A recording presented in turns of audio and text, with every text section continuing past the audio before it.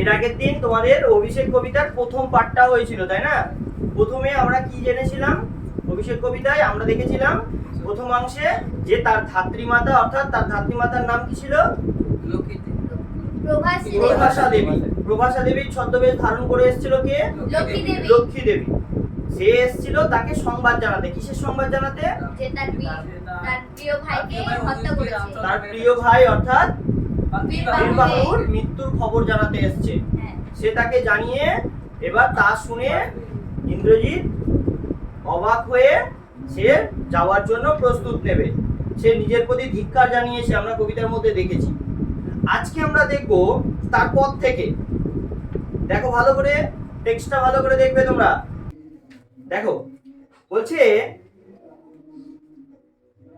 সাজিলা রথীন্দ্রর সব বীর আবরণে।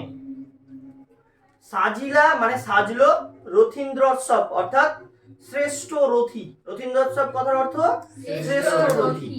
এই শ্রেষ্ঠ রথী কি কি পোশাকে সাজলো? না তো বীরের পোশাকে। বীরের যে যোদ্ধা যেমন যুদ্ধ করতে যাওয়ার জন্য যে পোশাক পরতে হয়, ঠিক সেরকম বীরের পোশাকে সাজলো। কেমন? বলছে এখানে একটা পরের লাইনে একটা পৌরাণিক কাহিনীর বর্ণনা আছে। হ্যাঁ, বলছে হৈমবতী সুত যথা নাসিতে তারকে মহাসুর। বলছে হৈমবতী সুত কথার অর্থ কি? আমরা সুতা শব্দের অর্থ দেখেছি কন্যা, তাহলে সুত শব্দের অর্থ কি? পুত্র। সুতা তো নাই, এখানে সুত বলেছে, তার মানে কি সুত শব্দের অর্থ পুত্র। তাহলে হৈমবতী সুত অর্থাৎ হিমালয় ও পার্বতীর পুত্র হচ্ছে কে? আমরা জানি কার্তিক। কে বলো পুত্র? কার্তিক। তাহলে ওই কার্তিক কি করেছিল? ওই তারকাসুরকে নাশ করার জন্য সেও কিন্তু সাজ নিয়েছিল। তো এখানে সেই পৌরাণিক কাহিনীর সঙ্গে তুলনা করেছে ইন্দ্রজিতের সাজটা। বোঝা গেল? কি বলছে দেখো, কিংবা একটা তুলনা পেলাম, এবার পরে আরেকটা তুলনা বোঝাচ্ছে। দেখো, কিংবা যথা বৃহন্নলা রূপী কিরীটি। বৃহন্নলা রূপী মানে নারীর সাজ, ঠিক আছে? তো বৃহন্নলার রূপ ধারণ করে কিরীটি, অর্থাৎ কিরীটিকে শব্দের অর্থ কি? অর্জুন। কিরীটি কাকে বলা হয়? অর্জুন। তাহলে অর্জুনের আরেকটা নাম কি আমরা পেলাম? কিরীটি। তাহলে সেই কিরীটি অর্জুন বিরাট পুত্র সহ, বিরাট বলে একটা রাজা ছিল, সেই বিরাট রাজার পুত্র ছিল যার নাম উত্তর। কি বললাম? বিরাট রাজার পুত্র উত্তর। বিরাট রাজার পুত্রের নামটা আমি এরপর দিন জিজ্ঞেস করবো তোমাদের, তোমাকে বলতে হবে উত্তর। তো বিরাট রাজার বিরাট পুত্র সহ উদ্ধারিতে গোধন সাজিলা সুর সমী বৃক্ষ মূলে। মানে এক সময় কি হয়েছিল ওই পৌরাণিক কাহিনীতেই, যে বিরাট বলে একটা রাজা ছিল যার একটা মানে গোধন কথার অর্থ হচ্ছে গরু। হ্যাঁ, ওই গরুর যে মূল সম্পদ, একটা গরু তার কাছে একটা লাকি গরু ছিল হয়তো, তো সেই গরুটা তার কাছে হারিয়ে গেছিল। সেই গরুটা হারিয়ে যাওয়া গরুটার মানে উদ্ধার করার জন্য বৃহন্নলা রূপী কিরীটি কি করেছিল? বিরাট পুত্রকে সাথে নিয়ে, বিরাট পুত্র উত্তরকে সাথে নিয়ে সেই গো সম্পদটা উদ্ধারের জন্য গিয়েছিল। সেটা যাওয়ার জন্য সে তার সাজটা কি করেছিল? সাজিলা সুর সমী বৃক্ষ মূলে। সে সুর শব্দের অর্থ কি? বীর। তালবস্যায় দুর্গু র সুর আছে, এই সুর শব্দের অর্থ বীর। এই সুর অর্থাৎ বীর সেজেছিল কোথায়? না তো সমী বৃক্ষ মূলে। সমী বৃক্ষ মূল কথার অর্থ কি? বাবলা জাতীয় গাছ। কি বললাম? বাবলা জাতীয় গাছ। মানে কাঁটা থাকে না বাবলা গাছে? দেখেছো বাবলা গাছ কখনো তোমরা? তো এই বাবলা গাছে ওই কাঁটা জাতীয় যে গাছটা, সেই কাঁটা জাতীয় গাছের নিচে সে বীরের সাজে সজ্জিত হয়েছিল। বোঝা গেল? বুঝতে পেরেছো? এটুকু বোঝা গেছে সবার? তারপর দেখো, ধ্বজ ইন্দ্রচাপ রূপী। বলছে ধ্বজ ইন্দ্রচাপ রূপী। ধ্বজ কথার অর্থ কি? পতাকা। পতাকাটা কেমন? বলছে ইন্দ্রচাপ রূপী মানে রামধনুর মতো। রামধনুর মতো পতাকা। ওই একটা লাইন ছুটে গেছে তো ওখানে, বলছো না? হ্যাঁ, মেঘ বর্ণ রথ চক্র বিজলির ছটা। বলছে রথটা যে আনা হয়েছে, ওই যে বলেছিল আন রথ তারা করি ঘুচাবো এ অপবাদ বধির বুকুলে বলছিল, এবার যে রথটা আনা হয়েছে সেই রথের বর্ণনা দিচ্ছে। কেমন বর্ণনা? আমরা আগে প্রথমে কিসের বর্ণনা পেলাম? সাজসজ্জার বর্ণনা পেলাম। সে কেমন ভাবে সেজেছিল দুটোর সঙ্গে তুলনা করা হয়েছে, মনে রাখবো এরকম করে। দুটো কার কার সঙ্গে তুলনা করা হয়েছে? একটা কার্তিকের সাথে আর একটা অর্জুনের সাথে। এবার দেখবো যে রথটা করে যাবে সেই রথটা কেমন, রথের বর্ণনা দিচ্ছে। দেখো বলছে মেঘ বর্ণ রথ, মেঘের মতন রং রথটা, যে রথটা আনা হয়েছে। চক্র অর্থাৎ চাকা, চাকাটা কেমন? বিজলির ছটা। বলছে চাকা থেকে বিদ্যুৎ চমকাচ্ছে, তাই বলছে বিদ্যুতের ছটা অর্থাৎ বিজলির ছটা। বোঝা গেল? মানে ওই চাকাটা থেকে, রথের চাকাটা থেকে যেন বিদ্যুৎ ছটকাচ্ছে। ধ্বজ ইন্দ্রচাপ রূপী, ধ্বজ শব্দের অর্থ বললাম পতাকা, আর ইন্দ্রচাপ রূপী মানে হচ্ছে রামধনু। ওই রামধনুর মতো হচ্ছে পতাকাটা। আর তারপরে বলছে তুরঙ্গম বেগে আশুগতি। তুরঙ্গম মানে তীব্র, প্রবল বেগে। আশুগতি মানে ঘোড়ার গতি, মানে ঘোড়া যেমন তীব্র বেগে ছুটে, ঠিক তেমন বেগে ছুটছে। বোঝা গেল এটি?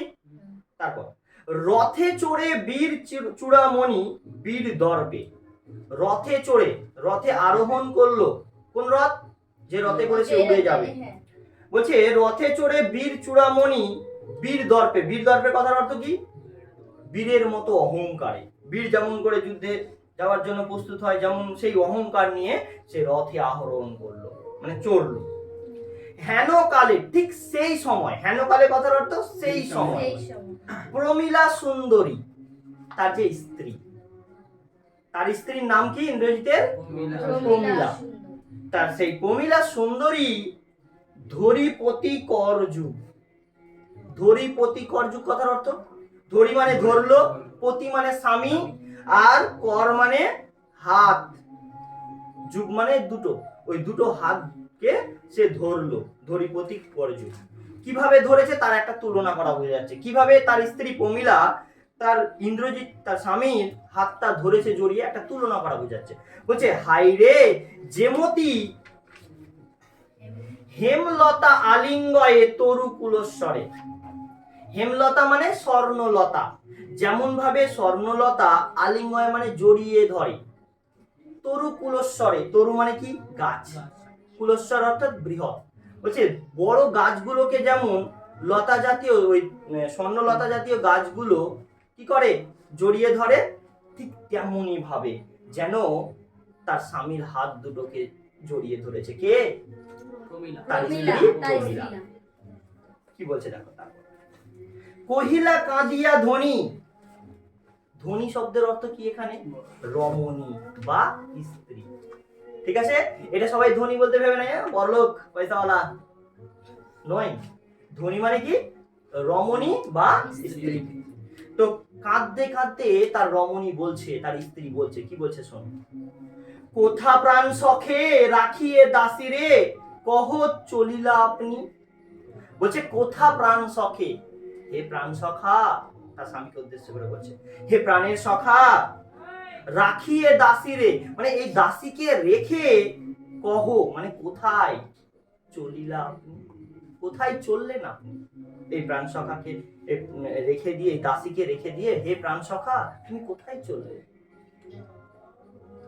কেমনে ধরিবে প্রাণ তোমার বিরহে এ অভাগী। বলছে এই প্রাণটা কেমন করে ধরবো, মানে কেমন করে আমি বেঁচে থাকবো তোমার বিরহে, মানে তোমার না থেকে যে আমার যন্ত্রণাটা হবে, না থাকার যে যন্ত্রণাটা, সেটা আমি কি করে সইব, এই অভাগী কেমন করে সহ্য করবে বলো। তার স্বামীকে বলছে, তাই বলছে কেমনে ধরিবে প্রাণ তোমার বিরহে, মানে তোমাকে ছাড়া, এ অভাগী। অভাগী বলতে কাকে বোঝানো হয়েছে? প্রমীলা সুন্দরীকে। নিজেকেই নিজে অভাগী বলেছে। কেন? যেহেতু তার স্বামী তাকে ওই বনের মধ্যে একা ছেড়ে চলে যাচ্ছে, তাই সে নিজেকে অভাগী বলে মনে করেছে। বোঝা গেল? তারপর হাই নাথ, নাথ কথার অর্থ স্বামী। হাই স্বামী গহন কাননে, গহন কাননে কথার অর্থ কি? গভীর বনে।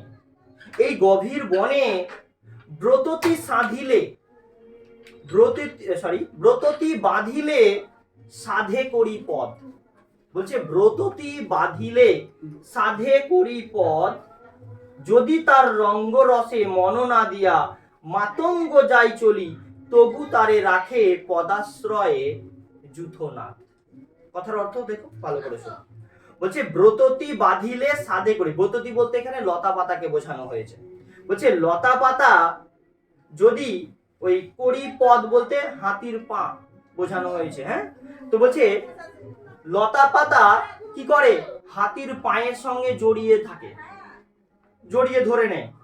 যদি তার রঙ্গরসে মন না দিয়া, সে কি করে, হাতিরা তার ওই বাঁধনে মন না দিয়ে চলে যায়।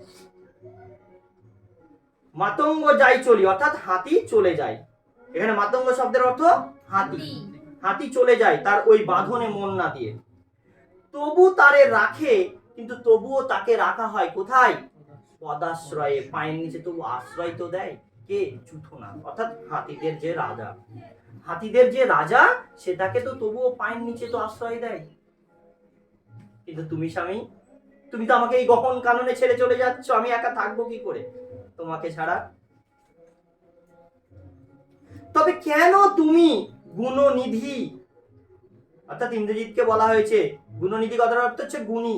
বলছে তুমি এত গুণী, কেন তুমি গুণী, ত্যাজ মানে ত্যাগ করো। আমরা আগেই পেয়েছি ত্যাজ শব্দের অর্থ, ত্যাগ করো কিঙ্কিরি রে আজি। কিঙ্কিরি কথার অর্থ হচ্ছে দাসী। কিঙ্কিরি কথার অর্থ কি বললাম, দাসী। বলছে এই দাসীকে তবু তুমি কেন ত্যাগ করে চলে যাচ্ছ।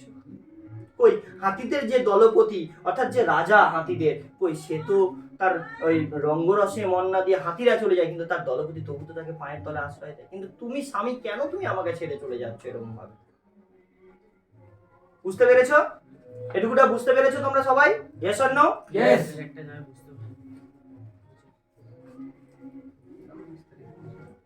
এবার দেখো কি হচ্ছে, হাসি উত্তরিলা মেঘনাথ। কি বলছে, হাসি উত্তরিলা মেঘনাথ। এবার উত্তর দেওয়ার সময় কার, মেঘনাথের, অর্থাৎ ইন্দ্রজিতের। আমরা আগেই বলেছি মেঘনাথ তার নাম, আরেক নাম।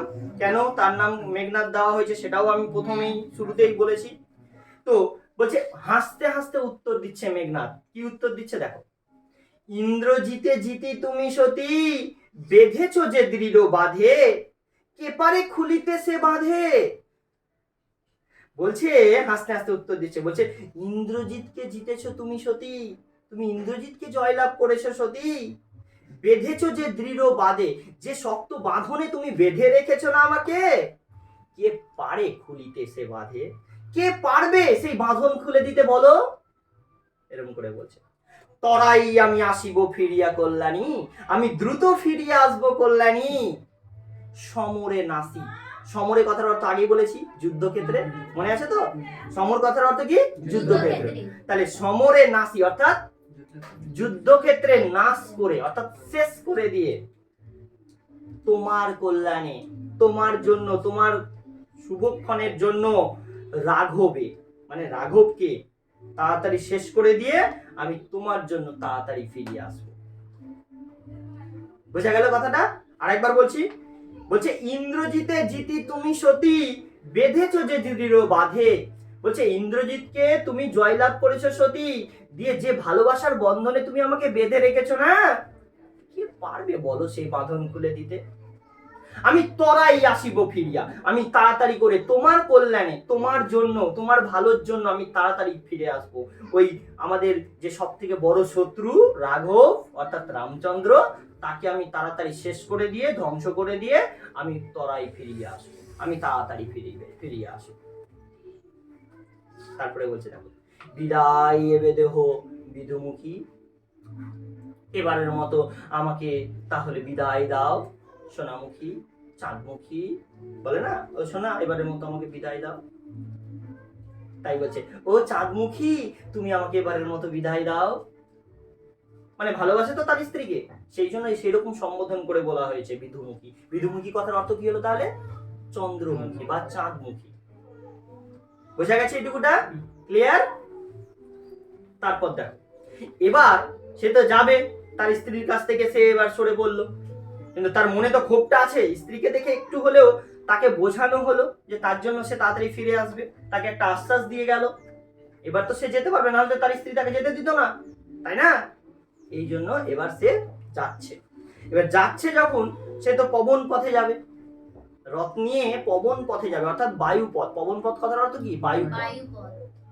রামায়ণ যদি তোমরা দেখে থাকো তাহলে রামায়ণে দেখেছো যে উপরে উপরে আকাশে উঠছে আর যুদ্ধ করছে। হ্যাঁ, তো দেখো এখানে উঠিল পবন পথে অর্থাৎ বায়ু পথে, বায়ু পথে উঠিল ঘোরতর রবে। ঘোরতর মানে প্রচন্ড, ঘোরতর শব্দের অর্থ প্রচন্ড, আর রবে মানে আওয়াজে বা শব্দে, প্রচন্ড শব্দে রথবর। রথবর বলতে ওই রথটা, ওই রথটা কি হলো, ঘোরতর রবে, সেই রথটা উপরে উঠলো বায়ু পথে। এবার একটা তুলনা করা বোঝাচ্ছে আবার কেমন ভাবে রথটা উঠছে। বলছে হৈম পাখা বিস্তারিয়া যেন উড়িলা মৈনাক শৈল অম্বর উজলি। অম্বর কথার অর্থ আকাশ, উজলি মানে উজ্জ্বল করে, হৈম পাখা মানে স্বর্ণ পাখা, স্বর্ণ পাখা বিস্তার করে মানে ছড়িয়ে দিয়ে যেমন ভাবে মৈনাক পর্বত উড়ে গেছিল। এটা একটা কাহিনী আছে, পৌরাণিক কাহিনী, যে এক সময় এমন একটা সময় ছিল যে সময় মৈনাক পর্বত মানে পর্বতেরা উড়তে পারত, পৌরাণিক কাহিনী অনুসারে। তো ওই মৈনাক পর্বত কি হয়েছিল না, তো আকাশকে উজ্জ্বল করে স্বর্ণ পাখা বিস্তার করে উড়ে যাচ্ছিল যেমন ভাবে, ঠিক তেমন ভাবেই যেন ইন্দ্রজিতের রথটাও উড়ে যাচ্ছে আকাশটাকে উজ্জ্বল করে দিয়ে। বোঝা গেল? আর যেতে যেতে কি করছে সে, সিঞ্জিনী আকর্ষি রোষে। সিঞ্জিনী কথার অর্থ, খুব ভালো লাইন এগুলো, প্রত্যেকটা শব্দের অর্থ কিন্তু তোমরা নোট ডাউন করে নেবে। যদি খাতায় না লিখো তাহলে বইয়ে ওই শব্দের পাশে পেন্সিল দিয়ে লিখে নেবে। তাই বলছে সিঞ্জিনী আকর্ষি রোষে। সিঞ্জিনী কথার অর্থ কি, ধনুকের ছিলা। কি বললাম? ধনুকের ছিলা। ধনুকের ছিলা কোনটা? এটা ধনুক, এই যে নিচে যে দড়িটার মতো লাগা থাকে না, এটাকে বলা হচ্ছে সিঞ্জিনী অর্থাৎ ধনুকের ছিলা। আকর্ষি মানে রেগে, না সরি, আকর্ষি মানে টেনে, আর রোষে মানে রেগে। রেগে বারবার টান দিচ্ছে ধনুকের ছিলাতে, এমন করে নিয়ে আমার টান দিচ্ছে। রাগ উঠছে, তার ভাইকে মেরে ফেলেছে রামচন্দ্র, সে তো প্রতিশোধ নেবে, রাগ উঠছে ক্ষোভে, বারবার সে ওই ধনুকের ছিলাটাকে টানছে। তাই বলছে টঙ্কারিলা ধনু। টঙ্কারিলা মানে টং করে শব্দ হওয়া, টঙ্কার ধ্বনি। টঙ্কারিলা মানে টঙ্কার ধ্বনি। ধনু বীরেন্দ্র, টঙ্কারিলা ধনু বীরেন্দ্র, বীরশ্রেষ্ঠ ইন্দ্র, সেই ইন্দ্র ওই ধনুকটাকে টান দিচ্ছে আর টং করে এক ধরনের শব্দ সৃষ্টি করছে। ঠিক আছে, কেমন শব্দটা, এবার শব্দটাকেও তুলনা করা বুঝাচ্ছে। তাহলে দেখো প্রত্যেকটাতে আমরা পাচ্ছি তুলনা তুলনা তুলনা। সে কেমন ভাবে সাজলো তার বর্ণনা পেলাম, রথটা কেমন সেটাও বর্ণনা পেলাম, সে যে উড়ছে তার বর্ণনা পেলাম, তার স্ত্রী তাকে যে বাধা দিয়েছিল কিভাবে সেটাও তুলনা করা বুঝিয়েছে, রথটা কেমন করে উড়লো তার সাথেও একটা তুলনা করা বুঝালো। এবার বলছে ধনুকের ছিলার যে শব্দ সেটা কেমন সেটা বলছে। এবার দেখো পক্ষীন্দ্র যথা নাদে মেঘ মাঝে ভৈরব। পক্ষীন্দ্র কথার অর্থ হচ্ছে গরুর পাখি।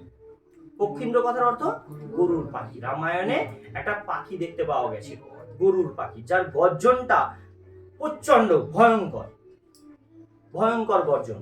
তো ওই তাই বলছে পক্ষীন্দ্র যথা নাদে মেঘ মাঝে, মেঘের মাঝে যেমন ভাবে ওই গরুর পাখিটা ভৈরব অর্থাৎ ভয়ঙ্কর গর্জন, ভয়ঙ্কর আওয়াজ, ওই ভয়ঙ্কর আওয়াজ করেছিল যেমন করে, ঠিক তেমনটাই যেন ওই ইন্দ্রজিতের বা মেঘনাথের ধনুকের ছিলার শব্দটা হচ্ছে। বোঝা গেল তুলনাটা কার সঙ্গে কার তুলনা হলো? বুঝতে পারছো তো তোমরা? Yes or no? ইয়েস। তারপর কাপিল লঙ্কা কাপিল জলধি।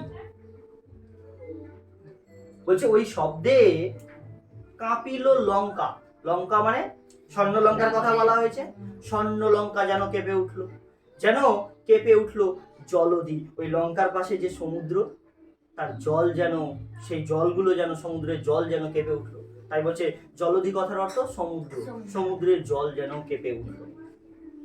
বোঝা গেছে? বুঝতে পেরেছো? তাহলে প্রত্যেকটা প্যারাতে আমরা দেখতে পাচ্ছি কিছু না কিছুর সঙ্গে তুলনা, কিছু না কিছুর সঙ্গে তুলনা। এবার কি হবে, এদিকে তো ওই আসছে রথে করে, এবার ব্যাকগ্রাউন্ডে মানে তার পরের সিন যে রাবণ যে ওখানে সাজতে লেগেছিল যুদ্ধসজ্জার জন্য, সেটা কি করে, সেই সাজটা একটু দেখে নি। রাবণ কি করছে ওখানে, এতক্ষণ তো আসছে ইন্দ্রজিৎ, কিন্তু সে খবর তো আর রাবণ জানে না যে আমার পুত্র আসছে।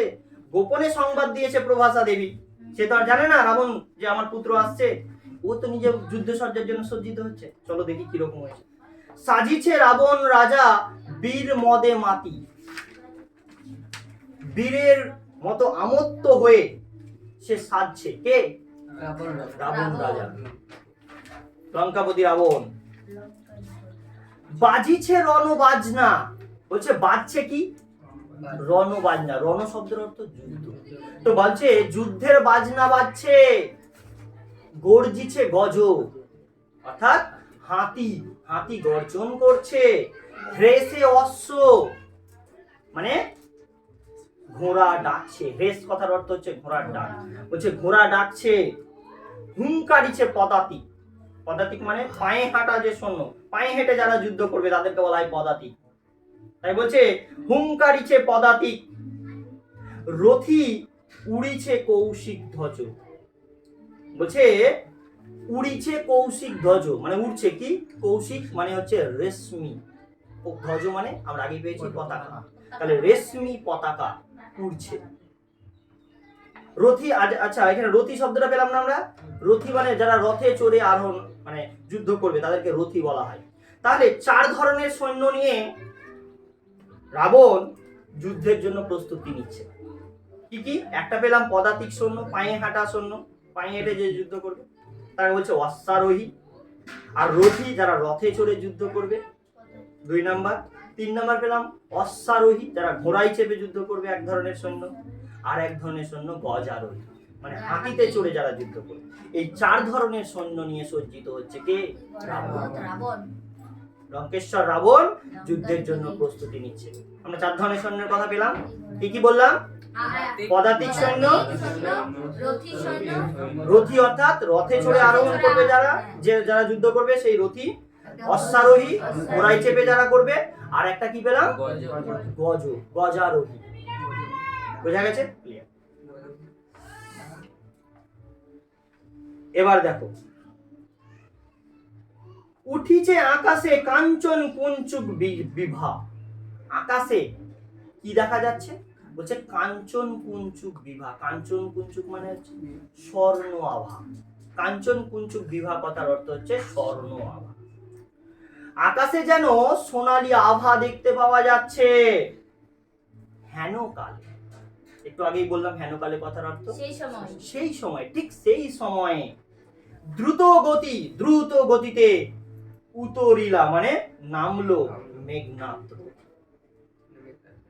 মেঘনাথ অর্থাৎ ইন্দ্রজিৎ, সেই রথি, রথে করে যে যুদ্ধ করবে সেই রথি উত্তরিলা নামলো। এবার ওকে দেখে উত্তরিলা, উত্তরিলা মানে কি? উত্তর দেওয়া, কিন্তু উতরিলা, উতরিলা মানে নামলো, পদার্পণ করলো। এবার দেখো, এবার যদি ধরো তোমার একটা দল নিয়ে, তোমার টিম নিয়ে তুমি ক্রিকেট খেলতে গেছো, এবার সেখানে একটা তোমার বিশাল ভূমিকার প্লেয়ার আছে যে খেললেই ম্যাচ জিতবো আমরা, সে নাই, অ্যাবসেন্ট, বাই চান্স কি করবো? খুব চিন্তা নিয়ে গেছি, খেলছি, হঠাৎ করে দেখছি তার আবির্ভাব। আরে বন্ধু তুই চলে এসেছিস, আর আমাদের কে রুখবে, আমরা ম্যাচ জিতবই, কনফার্ম হয়ে গেলাম। ঠিক তেমনই এবার সৈন্য যারা আছে ইন্দ্রজিৎকে দেখে নিয়েছে, তাদের এবার দেখো কি হচ্ছে। বলছে নাদিলা কুরবর দল, নাদিলা করবুর দল। করবুর দল কথার অর্থ হচ্ছে কি? রাক্ষস দল। নাদিলা মানে চিৎকার করে উঠলো, চিৎকার করে উঠেছে একবারে, হুঙ্কার ছাড়ছে, আরে আমাদের সৈন্য পেয়ে, আমাদের রাজকুমার পেয়ে গেছি, যোদ্ধা। বলছে নাদিলা করবুর দল হেরি বীর বরে, মানে বীরবরকে পেয়ে ওই নাদিলা চিৎকার করে উঠলো রাক্ষস দল। কেমন করে? না তো মহা গর্বে, গর্বের সাথে। নমিপুত্র পিতার চরণে প্রণাম করলো, তার পিতার চরণে নেমেই তার পিতার পায়ে প্রণাম করলো। তারপর করজোরে কহিলা, করজোর করে বলছে, হাত জোর করে বলছে, কি বলছে দেখো, হে রক্ষ কুলপতি, শুনেছি মরিয়া নাকি বাঁচিয়াছে পুনরাঘব। বলছি শুনলাম, আমি শুনলাম ওই রাঘব নাকি মরে গিয়ে আবার বেঁচে উঠেছে পিতা। এ মায়া পিতো বুঝিতে না পারি, এ মায়া আমি বুঝতে পারিনি পিতা। আমি তার যে মায়া আছে, ওই যে মায়াবী পুত্র আমি জানতাম না পিতা, বিশ্বাস কর। এই মায়া আমি বুঝতে পারিনি, কিন্তু অনুমতি দেহ, কিন্তু এবার অনুমতি দাও, আমাকে পারমিশন দাও পিতা। সমূলে নির্মূল করিব পামরে আজি। বলছে সমূলে নির্মূল করিব পামরে আজি। পামর বলতে কাকে বোঝানো হয়েছে? পাপিষ্ট। পামর কথার অর্থ হচ্ছে পাপিষ্ট। তাই বলছে সমূলে মানে একদম গোড়া থেকে শেষ করে দেবো, বলে না উপড়ে ফেলে দেবো একদম গাছকে। গাছকে কেটে লাভ নেই, গাছের শিকড় শুদ্ধ উপড়ে ফেলতে হবে, সেরকম বলতে চেয়েছে যে সমূলে একদম বংশ থেকে ওকে উদ্ধার করে ফেলে দেবো। বোঝা গেল? তাহলে কি বললাম? যে সমূলে নির্মূল করিব পামরে আজি, মানে গোড়া থেকে একদম শেষ করে দেবো, অর্থাৎ রামচন্দ্রের রাঘব বংশ সেটাকে একদম আমি শেষ করে দেবো, ওই পাপিষ্টকে আজ। তারপরে বলছে ঘোর সরা নলে। ঘোর মানে মানে ভয়ঙ্কর, আর সরা বলতে তীর, আর নল বলতে অনল কথার অর্থ হচ্ছে যে তীর দিয়ে বায়ু মানে আগুন, মানে অগ্নি তীর এক কথাই বলতে চেয়েছে। অনল মানে কি? আগুন। আর স্বর কথার অর্থ কি? তীর, মানে যে তীর থেকে আগুন বেরোয়। তাই বলছে ঘোর সরা নলে, অর্থাৎ আমি সেই অগ্নি তীর দ্বারা করি ভস্য, তাকে আমি ভস্য করে দেব। বায়ু অস্ত্রে উড়াইব তাই, আর না হলে আমি তাকে বায়ু অস্ত্র যেটা আছে আমার তীর, সেটা দিয়ে ওকে আমি উড়িয়ে দেব। বায়ু অস্ত্রে উড়াইব তারে, নতুবা বাঁধিয়া আনি দিব রাজপদে, না হলে আমি তাকে রাজপদে বেঁধে এনে রেখে দেব। এইভাবে ক্ষোভ প্রকাশ করছে, মানে সে তো রেগে আছে তার ভাইয়ের মৃত্যুর প্রতিশোধ নেওয়ার জন্য, কিছুতেই সহ্য করতে পারছে না, ভয়ঙ্কর একদম। এবার তার পিতা কি করছে? যাই হোক পুত্র এসছে, পুত্রকে তো আগে একটু জড়িয়ে ধরবে। আলিঙ্গি কুমারে মানে জড়িয়ে ধরলো, কুমার অর্থাৎ তার পুত্র, তার পুত্রকে জড়িয়ে ধরলো। চুম্বি শিরো, আমি বলেছি শিরো মানে কি? মাথা, কিন্তু কবিতায় আসলে এখানে কপালকে বোঝানো হয়েছে, এরকম করে লিখতে হবে। শিরো শব্দের অর্থ মাথা, কিন্তু কবিতায় কপালকে বোঝানো হয়েছে, ঠিক আছে? তাহলে দেখো চুম্বি শিরো অর্থাৎ তার মাথায় বা কপালে চুমু খেয়ে মৃদু স্বরে উত্তর করিলাম। মৃদু স্বর তো হবেই, রাবণের স্বর তো মৃদু হবেই, কারণ সে তো কষ্ট পেয়ে আসে না, তার পুত্র হারিয়েছে, সে তার ভাইকে হারিয়েছে যুদ্ধক্ষেত্রে, এই জন্য তো তার শোক, সে কষ্ট পেয়ে আছে, সেই জন্য সে কষ্ট পেয়ে উত্তর দিচ্ছে মৃদু স্বরে, হালকা হালকা স্বরে। কি বলছে দেখো, উত্তর করিলা তবে স্বর্ণ লঙ্কাপতি, অর্থাৎ লঙ্কাপতি রাবণ উত্তর দিচ্ছে, রাক্ষস কুলশেখর তুমি বৎস, বৎস তুমি রাক্ষস কুলশেখর, তুমি রাক্ষস বংশের শ্রেষ্ঠ, তুমি রাক্ষস কুল ভরসা, তুমি তো এই রাক্ষস বংশের ভরসা, জানোই তো। এই কাল সমরে এই ভয়ঙ্কর যুদ্ধে নাহি চাহে প্রাণ মম পাঠাইতে তোমা বারংবার, আমার প্রাণটা বারবার পাঠাতে চাইছে না তোমাকে, বারংবার অর্থাৎ বারবার, আমার প্রাণ মম প্রাণ মানে আমার প্রাণ তোমাকে পাঠাতে চাইছে না এই ভয়ঙ্কর যুদ্ধে। তারপরে আবার কি বলছে দেখো, বিধাতার প্রতি মানে একটু কষ্ট, নিজের প্রতি কষ্ট প্রকাশ করেছে। কি বলছে দেখো বিধাতাকে, হাই বিধি বাম মমপতি, বিধাতা, আজ বিধাতা, বিধি শব্দের অর্থ কি? বিধাতা। বাম মানে বিরূপ, মম মানে আমার, বলছে আজ বিধাতা আমার প্রতি বিরূপ। যদি বলো তুমি একটা কথা বলো না পুত্র, যদি বিধাতা আমাদের প্রতি বিরূপ না হবে, কেউ কবে শুনেছে? তাই বলছে কে কবে শুনেছে পুত্র? শিলা ভাসে জলে, শিলা জলে ভাসে, কে কবে শুনেছো বলো তোমরা? তাহলে কি বলছে যে কে কবে শুনেছে লোক মরি পুনঃ বাঁচে? কে বলছে এই কথাটি, উক্তিটি? রাবণ, লঙ্কেশ্বর রাবণ বলছে যে কে কবে শুনেছে যে লোক মরে গিয়ে পুনরায় বেঁচে উঠেছে? কেউ কখন শুনেছে যে লোক মরে যায় দিয়ে আবার বেঁচে উঠে? এরকম কখনো হয়েছে? উত্তরিলা বীর দর্পে অসুরারি রিপু, এই কথা যখন বললো রাবণ, এবার ইন্দ্রজিৎ উত্তর দিচ্ছে।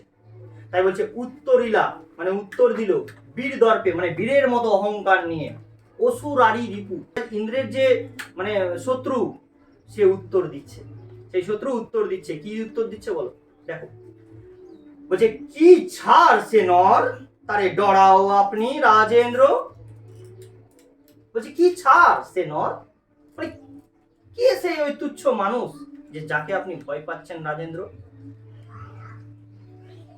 থাকিতে দাস যদি যাও রণে, তুমি এ কলঙ্ক পিত ঘুষিবে জগতে। বলছে থাকিতে দাস, ইন্দ্রজিৎ নিজেকে বলছে দাস বলে সম্বোধন করে বলছে, বলছে এই দাস থাকতে তুমি যদি যুদ্ধক্ষেত্রে যাও, যদি যাও রণে, তুমি এই কলঙ্ক, এটা একটা কলঙ্ক পিতা জগতে ছড়িয়ে যাবে, সারা পৃথিবীতে ছড়িয়ে যাবে। সবাই কি বলবে তখন, বুড়ো বাপকে পাঠিয়েছে আর পুত্র সিংহাসনে বসে আছে, যুদ্ধক্ষেত্রে পাঠিয়েছে, হ্যাঁ মানুষ বলবে না? সেটাই বলছে যে ঘুষিবে জগতে, অর্থাৎ সারা জগতে পৃথিবীতে ছড়িয়ে যাবে যে পুত্র বসে পিতাকে যুদ্ধক্ষেত্রে পাঠিয়েছে। হাসিবে মেঘ বাহন, অর্থাৎ দেবরাজ ইন্দ্র হাসবে আমাদের দেখে। রুষিবেন দেব অগ্নি, রুষ্ট হবেন, রেগে যাবেন দেব অগ্নিদেব, মানে অগ্নিদেব তাদেরই পক্ষে, হ্যাঁ ওই রাক্ষসদের। ওই দেবরাজ ইন্দ্রের কথা বলছে হাসবে, আর অগ্নিদেব রুষ্ট হয়ে যাবেন, আমার প্রতি রেগে যাবেন আমি যদি যুদ্ধক্ষেত্রে না যাই, তিনি আমার প্রতি খুব রুষ্ট হবেন। দুইবার আমি হারানো রাঘবে, আমি দুবার হারিয়েছি রাঘবকে। আমি বলেছি প্রথমে শুরুতে পূর্বসূত্রে যখন বলি যে দুবার তার সাথে যুদ্ধ হয়েছে, প্রথমবার একবার, দ্বিতীয়বার যুদ্ধে রাত্রিকালীন যুদ্ধে টুকরো টুকরো করে কেটে ফেলেছিল। প্রথমবারও একবার যুদ্ধ হয়েছিল, সেই যুদ্ধেও পরাজিত হয়েছিল রামচন্দ্ররা, দ্বিতীয়বার যুদ্ধে টুকরো টুকরো কেটে ফেললো। বলছে তাই বলছে দুইবার আমি হারানো রাঘবে, আমি রাঘবকে অর্থাৎ রাঘব বংশে ওই রামচন্দ্রকে আমি দুইবার হারালাম। আর একবার পিত দেহ আজ্ঞা মোড়ে, আমাকে আর একবার আদেশ দাও পিতা, দেখিব ওই বীর বাঁচে কি ঔষধে। বলছে আমি দেখতে চাই ওই বীর কি ওষুধ দ্বারা বেঁচে ওঠে, কিভাবে ওই মরে গিয়ে আবার বেঁচে ওঠে, এবার আমি দেখবো, তুমি আমাকে শুধু একবার আর আদেশ দাও পিতা। বোঝা গেছে? আমাদের কবিতার শেষ প্যারায় আমরা উপস্থিত হয়েছি, খুব ভালো করে বুঝবো। লাস্ট প্যারাটা থেকে অনেকগুলো কোশ্চেন হয়, আমরা প্রশ্ন সম্পর্কেও আলোচনা করব, কি কি কোশ্চেন এখান থেকে আসে সেগুলো তোমাদের বলে দেবো। কিন্তু যে বিষয়গুলো আমি তোমাদের আলোচনা করছি, এই বিষয়গুলো ভালো করে বুঝে তোমরা পরের দিন কি করবে, এটা একটা বিষয় সংক্ষেপ লিখবে, যে তোমরা কি বুঝলে নিজের ভাষায় লিখে নিয়ে আসবে। আমি দেখবো তোমাদের কে কেমন ভাষা লিখতে পারছো, যদি সেখানে কোনো ভুল থাকে সেটা আমি কারেকশন করে দেবো, কিভাবে কি লিখতে হবে, পরীক্ষায় সঠিকভাবে লিখবে। দেখো লাস্ট প্যারা, কহিলা রাক্ষসপতি, বলছে রাক্ষসপতি অর্থাৎ রাবণ, রাক্ষসদের যে অধিপতি, সে রাবণ উত্তর দিল, মানে বলল, কি বলছে, কুম্ভকর্ণ বলি ভাই মম, বলছে কুম্ভকর্ণ সেই মহা বলি শক্তিশালী আমার ভাই, তাই আমি জাগানো অকালে ভয়ে, আমি আমার সেই ভাইকে অকালে অসময়ে ঘুম থেকে জাগিয়ে তুলেছিলাম। ভাই দেহ তার দেখো সিন্ধু তীরে, তুমি দেখো তার দেহ পড়ে আছে সেই সমুদ্রের তীরে।